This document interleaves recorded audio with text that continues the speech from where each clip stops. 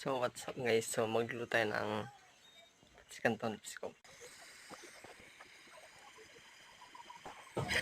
So what's up guys, magluluto tayo ng pansit canton mga idol, no. So prepare ko lang yung mga kailangan mga idol. So habang niluluto is ilagay yun pansit canton. Let's go.